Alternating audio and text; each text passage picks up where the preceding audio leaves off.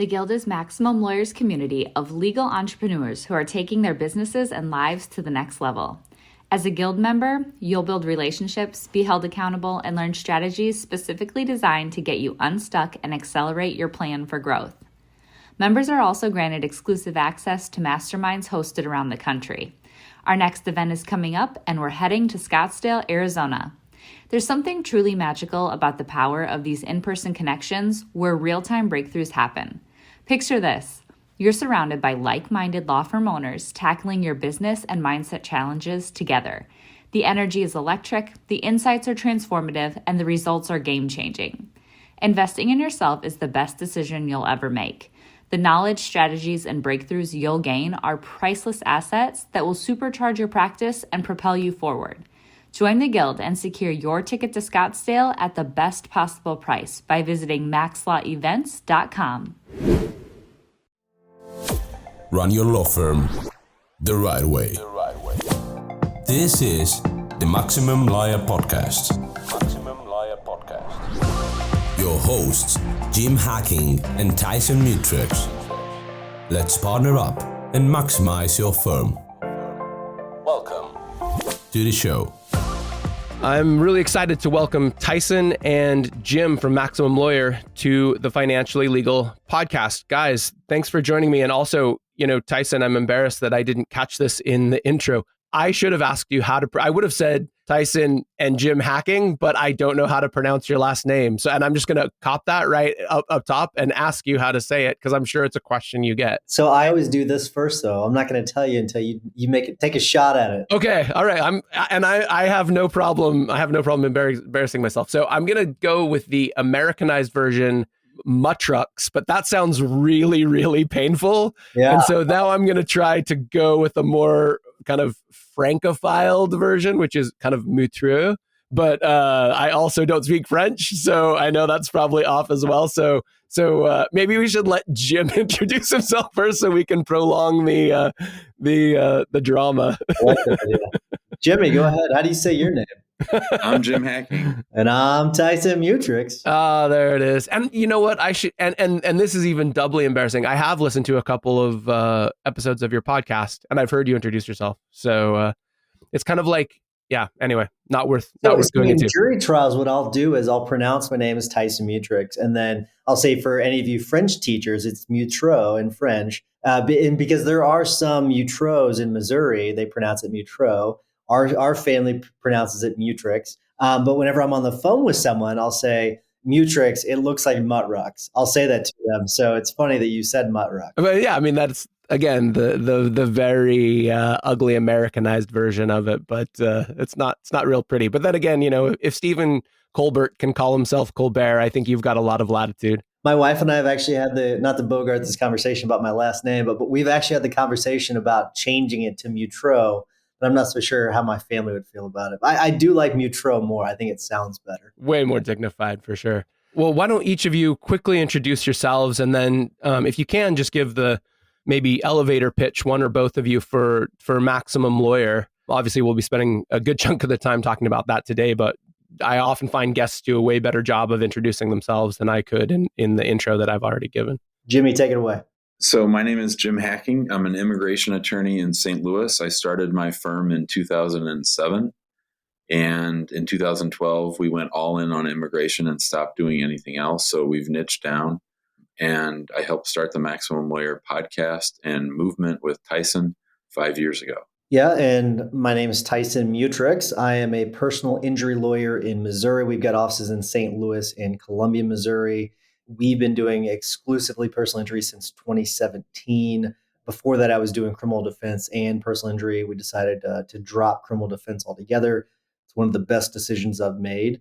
And Jimmy and I, 5 years ago, launched Maximum Lawyer, and it's been awesome. The podcast has taken off, conference has taken off, and we've had just a lot of great growth since then. Well, that seems like a perfect place to jump in. So tell me how you guys think about Maximum Lawyer. What is this group? And maybe even start with how you met each other and how this all began. So I have a friend who teaches at the law school, and every summer she teaches a course on lawyer management, law firm management. And when Tyson was a third year, she couldn't teach that summer and she asked me to teach the class. So I actually taught the class, and that's how we became friends. He was really one of the few students actually paying attention, sitting in the front of the class, and like he was very interested in owning his own firm. And so the way that the podcast started and where Maximum Lawyer came from was Tyson and I would have these great conversations about running a law firm. And we were trying to use a piece of software called Infusionsoft. And we thought that we could build our firm on the backs of Infusionsoft. And so we were having these great conversations. And I said, we should record these and release them as a podcast, because in my mind, despite that class that Tyson took and that I taught, for the most part, law schools do very little to teach people about the kinds of things that you, Dan, talk about, the financial part of running a law firm. And, it's always been interesting. We've always gravitated, and we still do now, towards two different areas. And the part that I always go to is marketing, and the part that Tyson always goes to is systems and operations. So from the outset, it was a good mix, and we had different practice areas, and neither of us want to ever have law partners again, but we have this partnership, and it's about as partnery as I want to get. We have a lot of fun. We keep the group loose. The group has really grown. The podcast has really grown. We haven't missed a week in 5 years, which is something that I'm very proud of. And the group itself has grown to, I think, around 5,000 members, the Facebook group. And I think that we really tapped into a longing that a lot of solo and small firm law firm owners had, in that, when you're the top woman or the top man at the firm, everybody looks to you, and there's not a lot of opportunity for collaboration or commiseration. And that we just sort of hit the ground at the right time. And, it was really funny. We would find one person in this city and they would recommend us to other people in that city. And it really was more of a movement, an organic thing than anything that we really planned. Yeah, and it was kind of cool. I would say it's a crowdsourced podcast and community, because we started. It was really, I think we went 8 episodes. It was just me and Jim. We're just really just honestly just recording. We recorded several episodes where we didn't record it the right way, and so we had to re-record it. And it was we had our false starts and everything, but then we're like, you know what, let's put together a Facebook group. So we put up a Facebook group, and for some reason people started to join the Facebook group. And then we were like, oh, let's start having some guests on this thing. So we started having guests, and really, no one really big at first. Apologies to the people that we had on at first, but and then I can't remember, Jim, who our first big one might have been. Maybe John Fisher might have been the first big one. We're like, oh, we got John Fisher on the podcast. This is great. And things just really snowballed from there. It grew and grew and grew. And then we were like, you know what? Let's do a conference. Let's have a conference. And we're like, my biggest fear was that no one was going to come, like that we would have this thing up and like 10 people would show up, and we'd be sitting in this room. And we had it at a really cool venue. It was St. Louis University. Their law school it was a newly renovated building. And we had it was classroom style, and 75 people, somewhere around there, showed up to the conference. And we even had a couple sponsors, and we're like, oh my gosh, this is amazing. And then the next year after that, we had 150 people come to Del Mar Hall in St. Louis. It was awesome. It was a cool venue. And quickly, Tyson, what were the years that this was happening? When was this? So 2018 would have been the first one. The second one was 2019. Last year was supposed to be the third one, and then obviously it didn't happen. But we did do I wouldn't call it a virtual version of the conference. We ended up launching the Guild instead, because last year was supposed to be a really big conference, and it's going to be just this year. And then we decided to launch the Guild instead. And the Guild is just I'd say it's a more advanced version of the big group. So you've got a lot of people that get it. And most of the people in the big group get it. And yeah, I guess you have to be in the group to get it, to know what I'm talking about. But then we launched the Guild, and it's a high level conversations every freaking day. It's pretty cool, the number of people that are in the group that are just willing to really spill the beans and share everything, just to be in the group. Jim, did I leave anything out? No, I think you nailed it. It has certainly been organic. We're excited about this year's conference. A lot of energy's going into it. And I just got back from a conference where most of the presentations were between an hour and a half and 2 hours, and ours will be 20 minutes at the max, half hour at the max. So it's going to be a lot of very compact content. We're going to have breakout sessions for the first time. But overall, I just really enjoy getting to talk to other lawyers and helping them figure out, where they're stuck and to help them get unstuck. And Dan, I'll just one last thing I want to add. Yeah, please. Jim used the word organic, and we don't run ads. We've never run ads. This is something where we went years before asking anyone for a penny. It was just this very cool thing that it has just blossomed. It's the coolest thing to see it grow and just watch the podcast numbers grow. And it's a cool thing. It's kind of like watching your kid grow. It's just this magical thing you see just get bigger and bigger and great. And it's cool. It's a really cool thing. Yeah, I'm assuming you guys both have kids or maybe can relate to that. As I often joke, yeah, it's a vicious cycle. You keep feeding them, they keep growing. But that's a little more of a cynical take. Jim, so I want to definitely talk about the guild, but maybe a good way to get there is to step back. Because Jim, I think you mentioned something that I think is really interesting, or at least worth talking about. You said, we sort of sensed there was this longing. Say more about that. What is it that you think you've tapped into? What is it that you think that lawyers are looking for or were looking for or are finding in the community that you're building? So if you think about lawyers who go out and start their own firm, there's probably 2 or 3 camps. One camp are those who plan it out, very detailed. They have their business plan. They know exactly what they want, and they come up with these world-class business plans. Then you have people who are sort of thrown into it and just sort of decide on a lark, I'm tired of my job, I'm quitting. And then you have people who are involuntarily separated from their prior firm and they're sort of stuck. They're in a stage where they could go work for somebody else, but they want to try going out on their own. And it's all peaches and cream when you're thinking about how it's going to go. But then when you go out on your own, it is sort of like having a baby. Everyone tells you what it's like to have a baby, how you don't have sleep, and how you got to change diapers every 3 hours. And you think, oh, yeah, I'm sure I'll be able to figure that out. But then once you actually have the baby, it's a totally different bag. So, Michael Gerber calls it that entrepreneurial seizure, where we say, I know exactly what I want to do. I want to start my firm. And then you start your firm. And then this is one of my favorite questions to ask people in the podcast, which is, tell us about that day that you decided to go out on your own. And then tell us about that day when you're sitting at your desk and you have gone out on your own. What are the things that are going through your mind on each of those days? And so I think that what we've been able to do is to tap into those people who went out on their own in any one of those scenarios.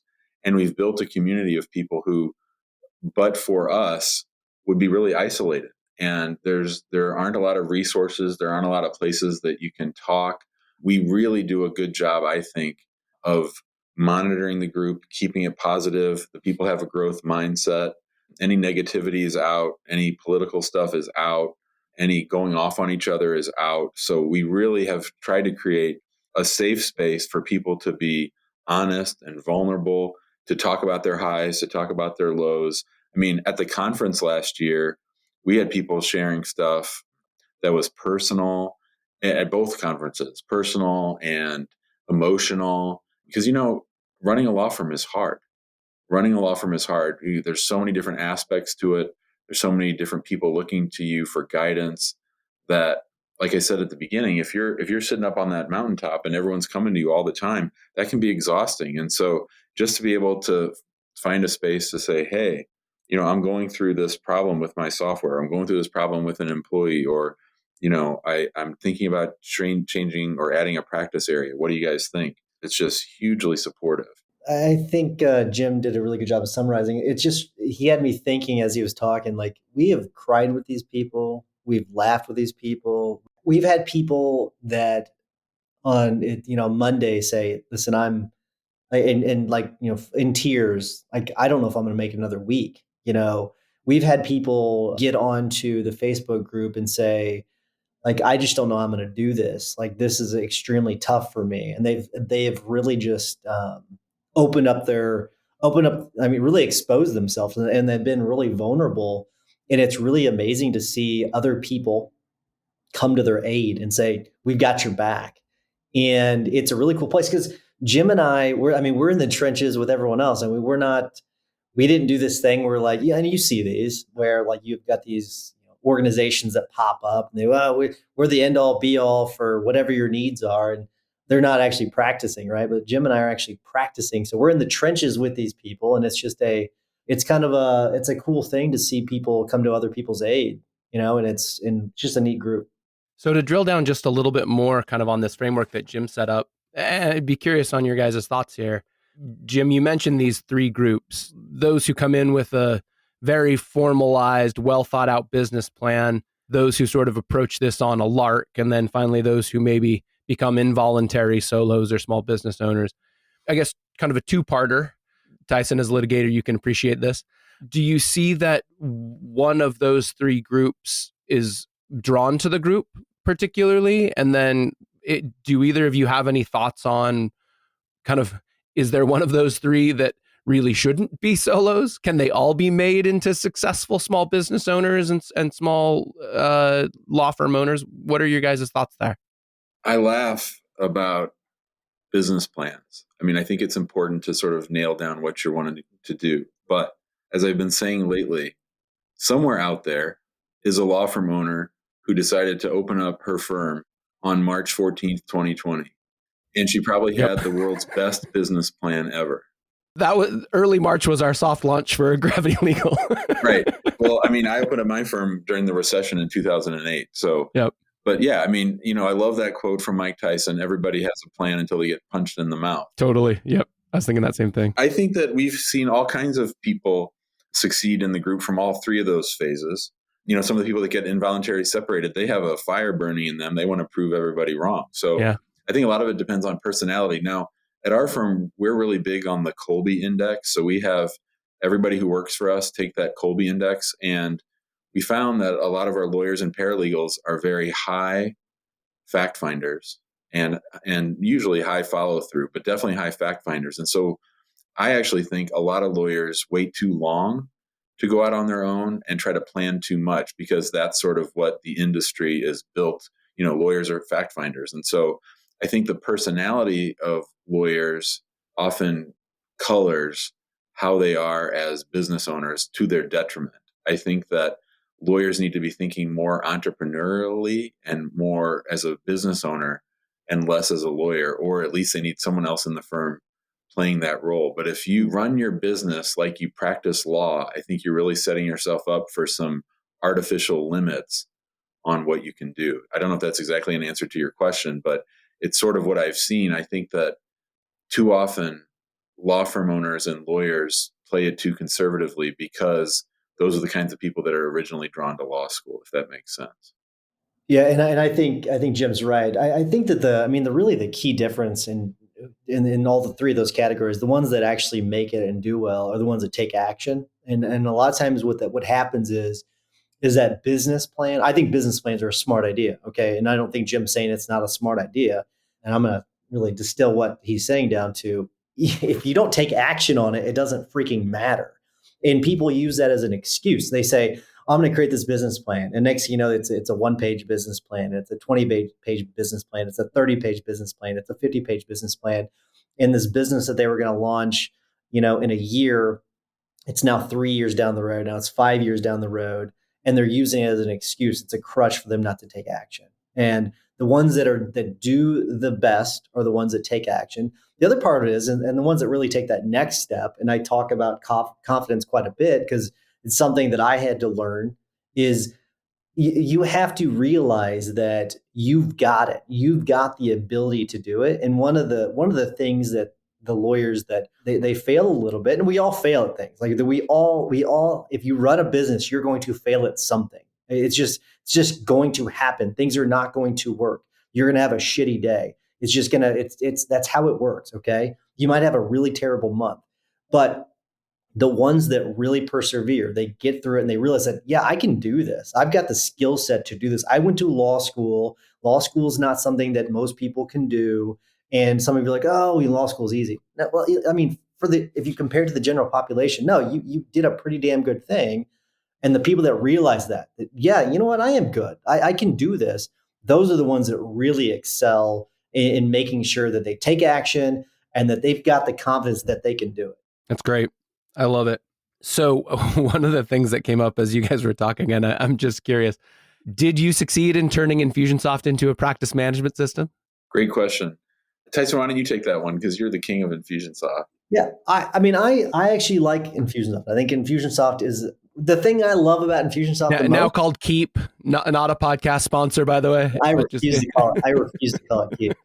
Spelled KEAP. Yeah, KEAP. Keep. It is the dumbest name change. But the thing about that I loved, I won't say love. The thing I loved about Infusionsoft was the company, the people that ran the company. It was amazing. And the moment that they threw Icon out, and they've tried to recover. Icon was their big conference, and it was amazing. You'd go out there and you leave that place. And I was teasing Jim because he just came back from a conference. You'd have conference fever, and I'm talking you'd have conference fever for weeks. And it was just you had a high. I still remember the first one I went to and the music that played, and I was like, oh, just it was amazing. It was just like they played the same song over like every time it was time for people to come back into the conference hall. They played the same song. It was Flo Rida. Yeah. So it was so great. But it was nuts and bolts stuff. It was really good. To answer your question though, I successfully turned it into a case management system. However, it's not the most effective case management system. And I'm currently in the process of migrating away from it. Jim has for a couple of years migrated away from it. I think that if Infusionsoft had kept to their principles and been the same way they were 3 years ago, I'd probably still be sticking with it. And my guess is Jim probably would too, but they've changed as a company, not quite the same. And by that point, we had abandoned what we were going to do with Infusionsoft anyways, when it comes to Maximum Lawyer. So yeah, to answer your question, yes, but then both of us have gotten away from it. Love it. Running your own practice can be scary, whether you're worried about where the next case will come from, feeling like you're losing control over your growing firm, or frustrated from being out of touch with everyone working under your license. The stress can be overwhelming. We will show you how to turn that fear into a driving force of clarity, focus, stability, and confidence that eliminates the roller coaster of guilt-ridden second-guessing and mistake-making to get you off that hamster wheel for good. Maximum Lawyer in Minimum Time is a step-by-step playbook that shows you how to identify what your firm needs and how to proactively get it at every stage of the game so you're prepped and excited for the inevitable growth that will follow. Name the lifestyle that you want, and we'll show you how to become a maximum lawyer in minimum time. Find out more by going to maximumlawyer.com/course. One of the things that came up as you guys were talking about the group, and I'm curious, I think you wear this as a badge of pride, and I'm not saying you shouldn't, but I'd love for you to comment on it. Is there seems to be an interesting dynamic between, I think, first of all, how you started this group and how it's grown. But also, I think, second, you both mentioned, hey, we're in the trenches. We're practicing law ourselves. And I don't know, maybe this is just the entrepreneur in me, but do you really, and obviously now you've got a paid community, so there's some kind of revenue coming in for Maximum Lawyer.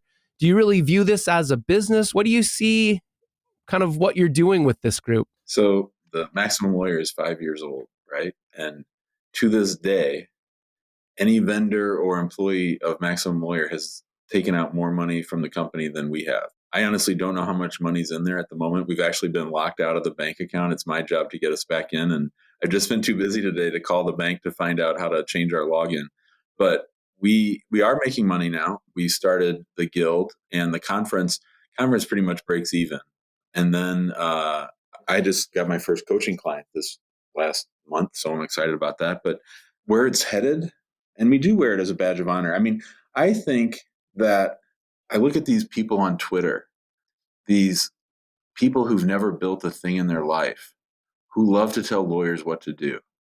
And these can be lawyers or non-lawyers. You know, the legal market is a cash-infused market. There's a lot of money that law firm owners make, and there's all kinds of people that are happy and willing to take that money off your hands. And so, you know, we have these law professors or people that sit around and think about where the future of law is going and all that stuff. I think it's such a waste of time. I mean, it's interesting.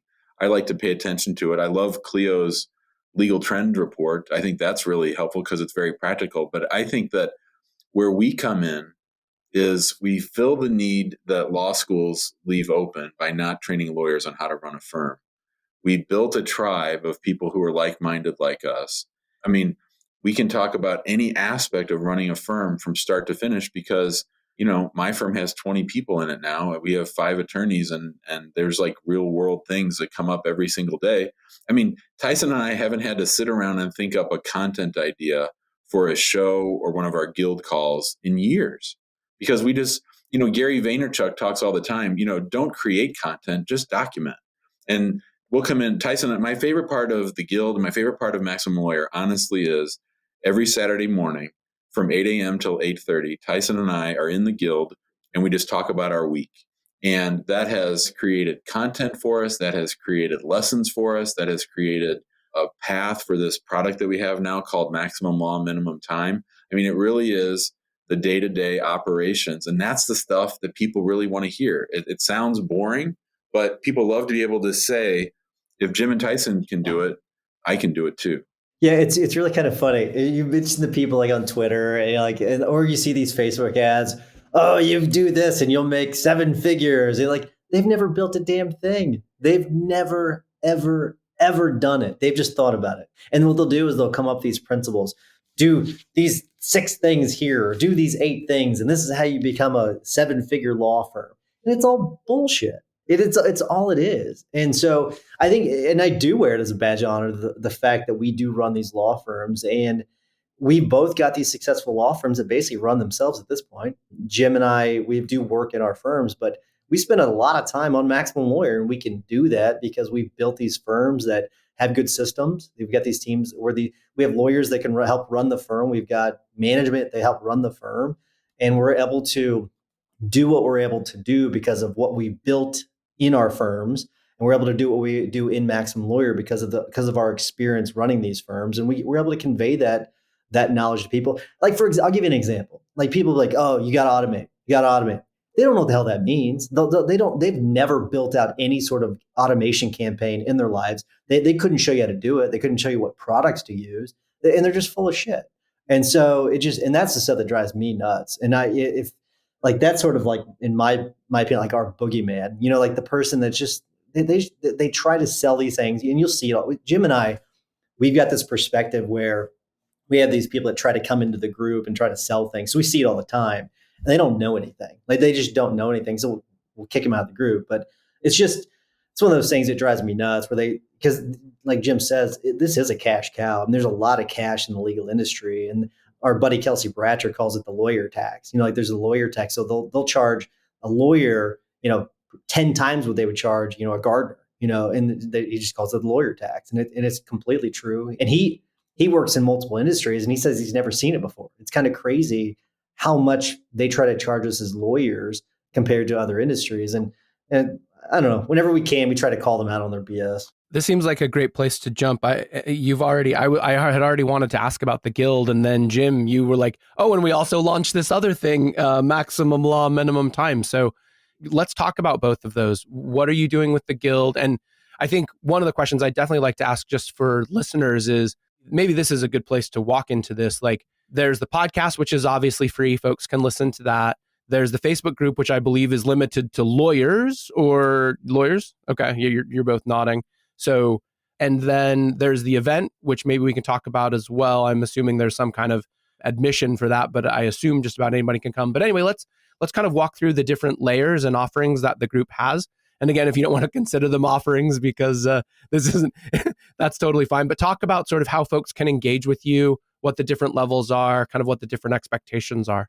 So you've hit on most of them. Maximum Law Minimum Time really came out of some work that we wanted to do.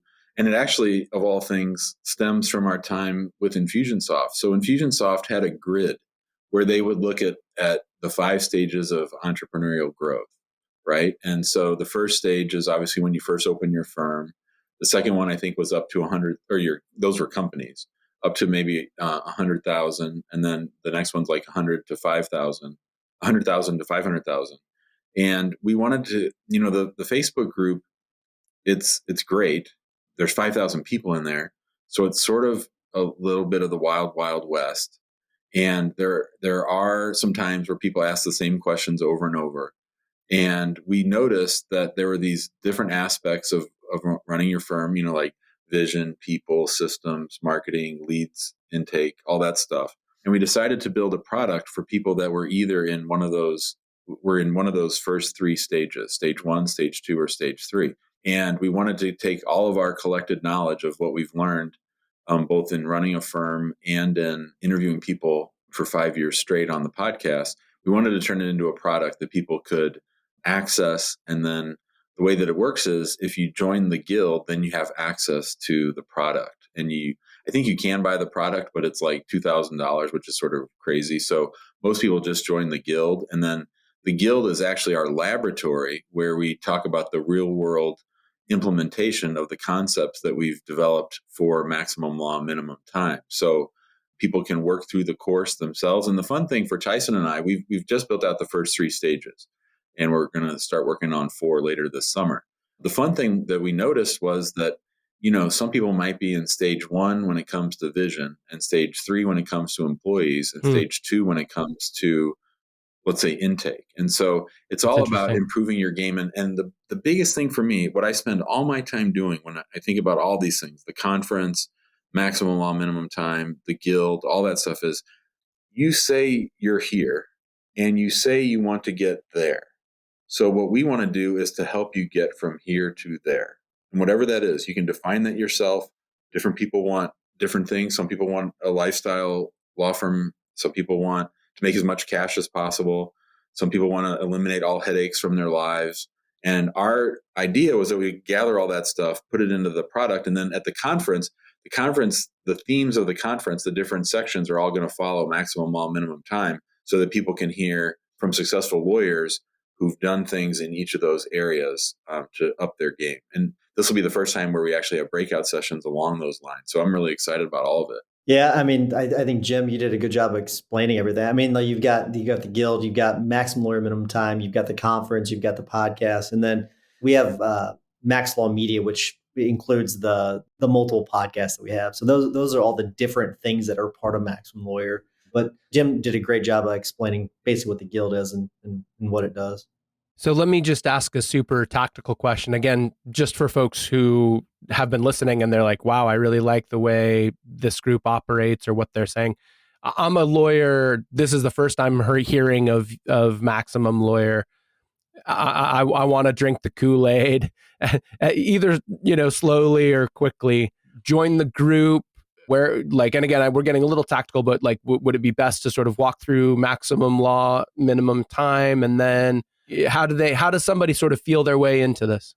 I mean, listen to the podcast and go to the Facebook group. So go to the Facebook group, search for Maximum Lawyer, join the group, and see if you want to absorb any of this information. I mean, my guess is if you're probably listening to this podcast, you're probably looking to learn some things. And if you're open to learning, if you don't think you know it all, and if you're also willing to give, like, for example, we talk about the go-giver quite a bit. Now, if you're willing to give and not just receive, like, we don't like takers in the group, right? There are people that try to come to the group and they're just takers, right?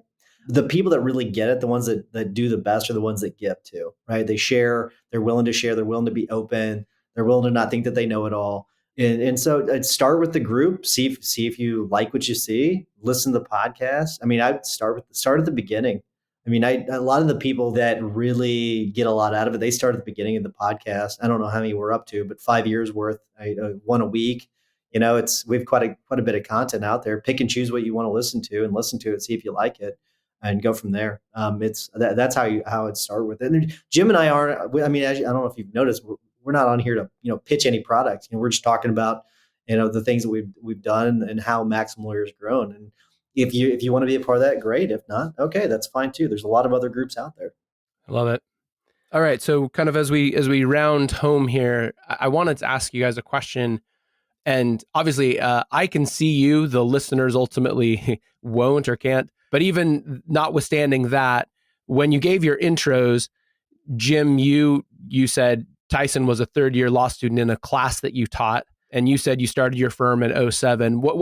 I'm very delicately getting to the point that, Jim, you're a few years older than Tyson, my guess. And what I've been interested by just in talking with you guys today and watching you interact with each other is, I feel like there's an interesting sort of multi-generational, thing going on here. Like, I think often, like, folks who find themselves working as closely on something, wouldn't necessarily have, and again, I'm not sure how, there's a bit of an age difference, and I find that interesting. And I think it's cool that you guys probably bring differing perspectives, but would love for you to just quickly kind of chat about that. Is it a situation where, like, Jim, you bring sort of more experience, and Tyson, you bring kind of a different type of view, or how does that dynamic work with you guys, and how do you think it shows up in the group? That's a great question that no one has ever asked us. Tyson, how old are you? Like 37? 38. Yeah, 38. So I'll be 51 this year. So yeah, that's more than a decade's age difference. I think that it's just always worked. I mean, I think we both learn a lot from each other. I think that we both have different real world experiences. I mean, Tyson can tell you funny stories about before he went to law school. I mean, he was in the Army. He worked for State Farm. Both of us worked between college and law school. And I think that that's really important. But, so I think that for both of us, we were raised by dads who didn't have a college education and worked their ass off and were entrepreneurial. And I think that has sort of spilled over into our mindsets. You got to go to work, you got to put in the hours, you got to build something. And I think that as far as the age difference, I think that, I'm getting to a stage where I've told Tyson where I want to do more coaching, and I really get a lot of energy out of being around younger people. And, like I have this firm we have like 20 employees, and I'm the one who does all the tech. Like, I'm young at heart for sure. And I think that helps as well. But we've never really, God, Tyson, I don't think we've ever gotten in a fight once, knock on wood, right? We've never disagreed about anything.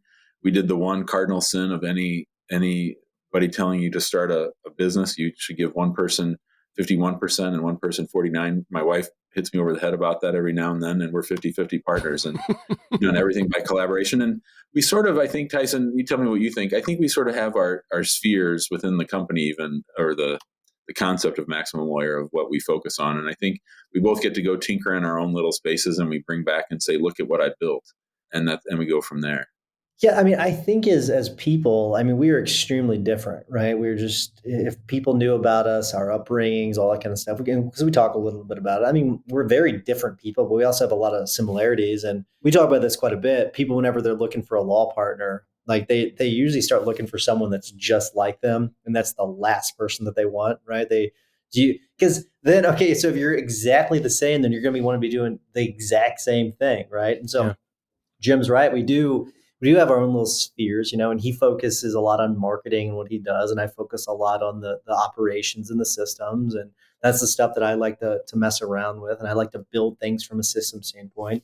He likes to build things from a marketing standpoint. I've not broken this to him, but that's also systems. But he likes to still think of it as the first fight. The first fight. It's an art, damn it! It's an art. It's not a science. So we do and here's the other thing is like we both have like the freedom to go off and build our own things, and do those things, and then come back and say, hey, like you say, hey, look what I did, and like it's like, okay, great, that's what it's all for the benefit. And here's the other thing, it's like we both trust each other, like whatever we're doing, it's for the benefit of Maximum Lawyer, right? It's not for the detriment of Maximum Lawyer. I'll give you a prime example. Jim has been wanting to get into coaching for a little while, right? And he did organically. He got his own, his first coaching client. He didn't go and say, hacking, coaching. He didn't start his own company for that. He's running it through Maximum Lawyer. I mean, and we have that trust. He knows that I'm not going to go off and start some systems course and sell some systems course. Why would we? That's the other part. Like, why would we? It doesn't make any sense. But so we have each other's backs, and we have our own little playground we can play around in, and there's different parts of the playground that I can play in, different parts of the playground he can play around with, and that's fine.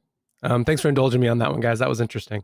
Sure. Kind of as we wrap up. Really quick though, Jim, he just called you old. Just so you know. No. See, that's why I said I was like delicately, like I knew that Jim could possibly be the Doogie Howser of legal, teaching a course to older students, but I just sensed, right? I was like kind of doing the math. You got it. You did it. So I guess kind of we can wrap this into the last question, but I did want to ask kind of, again, a multi-pronged one that I'll let you guys take in a number of different directions, but like the future of in-person conferences is weird, right? And maybe it's only weird for the next 6 months while we all kind of try to figure out what that looks like, but I'd be curious kind of what's on the schedule? Like, are you guys planning to do an in-person conference? I think you mentioned it.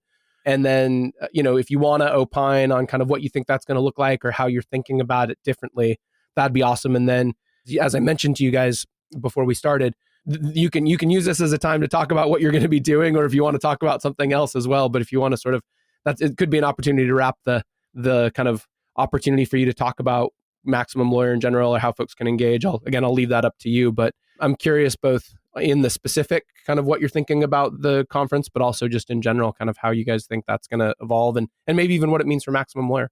Tyson, go ahead. So I think people are desperate to get out of their houses and their towns, and they're desperate to go places. And we've given the question that you just asked a lot of thought. And we were originally scheduled to have the conference in June, so just a couple months away.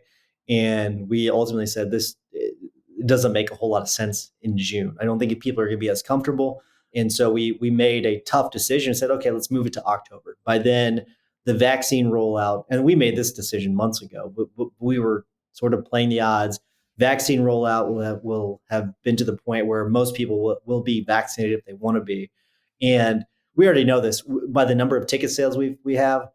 We're going to sell this thing out. And so we know people want to get out of their houses. We just know. We already have the data now to know that that's what they want to do. They want to get out. There are going to be the few that are going to be hesitant, and that's fine. There's nothing wrong with that. But Jim just went to a conference, an in-person conference. People are already doing it. You just had the Kentucky Derby, the largest sporting event that the U.S. has had since this has started. People are coming out of their houses. People are getting vaccinated. I don't know what the numbers are up to now, but millions of people, hundreds of millions of people have been vaccinated at this point. And so by then, people are going to be ready. People are ready now, and they're going to be ready. Definitely, you're going to be ready in October. And my guess is by October, there's going to be a lot of people that have already been to conferences. October is after the conference season, right? So by that point, my guess is there's going to be a lot of people that have already been to some conference. They've been on a plane. They've flown somewhere. My family just got back from a trip ourselves, so I think people are ready. I really do. Yeah, I just went to one in person, and I'll be honest, Jim, you can maybe reflect on this. I thought it was a little early. Like it felt just, I'm vaccinated. So like I personally didn't feel that risky, but like there was still enough awkwardness. That's my opinion, but I think October seems reasonable. But Jim, I don't know if you have any thoughts on that. Well, at this conference I went to, they gave you a sack full of wristbands. One was red, one was yellow, one was green. Green was you're good for hugs and handshakes. Yellow is sort of, yeah, I'm here. And 6 is sort of keep your distance. So that was sort of an interesting thing. I've been traveling throughout the COVID. I had Corona in November and I've been vaccinated. So I think I felt pretty comfortable. And we were in Texas, they don't care about COVID at all down there. So as far as Dan, what you were talking about, what are my big takeaways or what I want people to think about is that, we all have things that we have to work on. We all have things that we want to do better. We all have things that are strong about our firm or about our practice. We all have weaknesses, and there's nothing wrong with sort of saying that out loud. And to sort of, I think people spend too much time just doing, and not enough time thinking and journaling. And I think it's really important to just sort of take a real assessment to see, where am I at? Am I happy where I'm at? What would I like to change? And then who do I know that can help me get there? I love that whole story brand concept of, that Tyson and I really have walked into this role of sort of helping people as a guide, that, we want to help people. And we have guides in our group. We have, Seth Price, who knows about SEO, and we have Jay Ruane, who knows about social marketing and all that stuff. And so we have all these different people that can help you get to where you want to be. And so don't accept the status quo. Don't stay where you are. Don't suffer in silence. Come into the group. I agree with Tyson. I would listen to the podcast. We have 250 weeks of podcasts, which means there's over 100 hours of content. And I know there's closer to 2 because of all the added stuff that we've put in there. 200 hours of content that you can educate yourself. You can just, soak it all in and open up your mind. Tyson and I, the one thing that makes us really sad, and I honestly mean this, sad, is when we come across law firm owners who have that closed mindset, that that Carol Zwick book about mindset, open mindset versus closed mindset. I think it's one of the most important books that I've read as a law firm owner. And there are people even in the guild who have that closed mindset. And it might just be about a particular issue. It might be, I'm not going to hire anybody ever again. I had this bad hire. It didn't go well 8 years ago. And I'm never, ever going to try to delegate a thing the rest of my life. Or they miss a statute of limitations or something, like, so that therefore they swear it off and then they're stuck. And so what we really want to do is to help people unlock those places where they're stuck and to get to a freedom that they won't get to if they don't sit and think about where they're actually at. Step one is admitted that you're powerless over whatever it is, and then trying to make a decision to change. Love it. That's awesome. Yeah, I think if I just to editorialize a bit too, Jim, and this isn't true for every lawyer, but I think that challenge of kind of not doing and thinking is particularly challenging for lawyers because we've created this construct where for the most part, every 6-minute increment is lost value. And so like your time becomes so high pressured and you feel, at least I know I felt this way when I was practicing, like stepping back and thinking about anything besides sort of how to crank out the next hour, again, not only feels wasteful, but like you can actually count what it would have been worth to you.